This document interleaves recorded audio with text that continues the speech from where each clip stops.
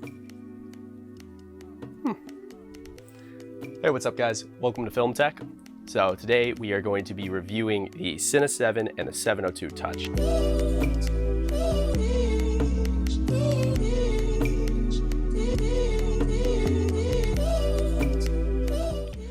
Great monitors. I've owned both of these. Wish I was sponsored, not, but gonna go over these great monitors. So, 702 Touch, the first monitor I ever got from Small HD for my Blackmagic rig. You could tell from the differences that the encasing of it is silver to reminisce on the old 702 model. Very big monitor. It's a great 7-inch monitor for what you're like, for the price of, I think it was like 1,000 something. Just gonna start from top to bottom. Now on the top, left side for me, you have a power button. You have a rubber flap that covers the 3.5mm headphone jack and the SD card. All around on the left, right, and bottom side, you have a 1/4 screw hole with anti-twist. Very great for mounting on ultralight arms, Titan arms, or just anything really that you need attachment to. As you can see here, I already have my small rig QD monitor plate on there. There is a 1/4 anti-twist on the back here, and it's great as well. There's so many options that you can use to mount, but I have a NATO back plate here that has anti-twist. Now, on the back here, you can see that there are 2 slots for MPF batteries. Both of these monitors come with that. The MPFs are great for powering if you don't have any DTAP or any other external battery source that you can power off of. Then on the back, you can see the in and out SDI, in SDI, and they both cut this monitor HDMI and SDI. So HDMI out and HDMI in. Now, the beautiful thing software-wise about this monitor is, besides that, it's really bright because the 702 is 1500 nits. You could cross the feeds of SDI and HDMI. Now, doing a lot of research into it, I was trying to find a great monitor for the Blackmagic. That's why I went with this one in the first place, was because I was trying to find a bright monitor and something that would future-proof me. Now, future-proofing is a huge thing for me because I don't want to buy a piece of gear just so that it'd be obsolete. But this monitor was great in that aspect of having the software to be able to plug in HDMI and then run SDI out, for instance, to a Teradek or to another monitor that doesn't have SDI, such as the Focus. Main differences now, both of these monitors come with the same software inside for overlaying, like waveforms, RGB parade, focus peaking, focus assist, and that's just a few off the top of my head. But comes with all that packed inside here already. Main differences are, as I said before, there's a barrel connector here if you want to run it through a rig.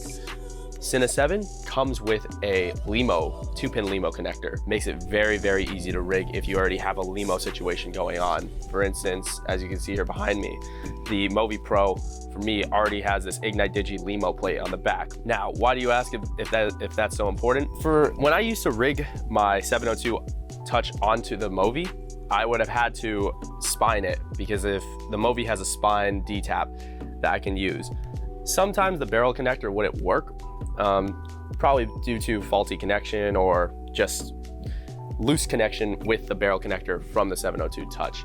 Now, LEMO is a great solution because 1, it's very secure. It's an automatic locking fit when you insert it in. And 2, if you already have a lot of LEMO, like 2-pin LEMO is great because a Teradek also runs off of that as well.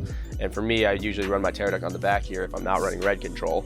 And then I could just use all of this LEMO here, not even run any DTAP from my camera, from my Movi. So that's the main external difference. Now, I'm gonna move on to the Cine7. The Cine7, the reason why it's also a step higher is because that it comes with ARRI and red control.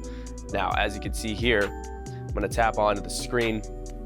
It's gonna pop up and show you all of these things. These are not just overlays from the camera. This is used to be able to change your camera settings and whatnot as well. And it's a phenomenal piece of tech, and I'm super happy with it.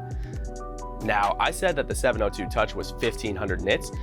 The Cine7 is 1800 nits, the red touchscreen. This is the 7-inch model. Very great for controlling your camera.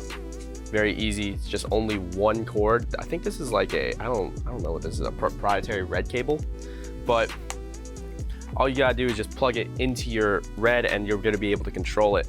Now, something about red is that everything is proprietary. These cables, very proprietary and very expensive. I think you could get custom ones a little bit longer for Movi operating, but as you can see here, I think this is a 24-inch cable for this monitor to be able to be on the red rig. I already have the Cine7 hooked up. Now, you can see that there's 3 monitors that are coming out of this Cine7 to be able to be controlled by the red, but you're gonna be like, why do I have to have 3 cables when I can just have 1? Sometimes this cable can get in the way, and these cables can get expensive, they break. Whereas you'll have to hook up the control cable, the SDI, and the LEMO that powers this whole monitor. Or you can battery power it too, that's 1 less cable. But for me as a Movi operator, I wanna make sure that I have enough flexibility to be able to move and to be able to not snag any wires. That could be a hindrance, that could hurt you, that could hurt some gear. Be a very expensive problem to have. But as you can see here, I love the UI. I literally hooked up this today and I love the UI of this already. It's super responsive, super easy to use. Small HD and Red collaborated on this and it's friggin' phenomenal. Like, you can see that it's ultra responsive. It's just great all around for any operator. Plus 800 nits to 1800 nits, that's an 1000 nit difference that you can see in broad daylight. If you guys can see it right now, that's just a testament of how bright this monitor actually is. You don't have to get both of these monitors. I just got this for the purposes of showing you guys the main differences between the two. This isn't gonna be the most thorough review out there, and I know that. I just wanted to show you a real world example of what the Cine7 and the 702 Touch can do. And they are both phenomenal monitors. There is no downsides that I can really see besides maybe it getting a little hot, but that's also because it's working constantly to output over 1000 nits of brightness. Again, use whatever works for you. And that's what I will always keep telling you. Hope you guys enjoyed. I'll catch you next time.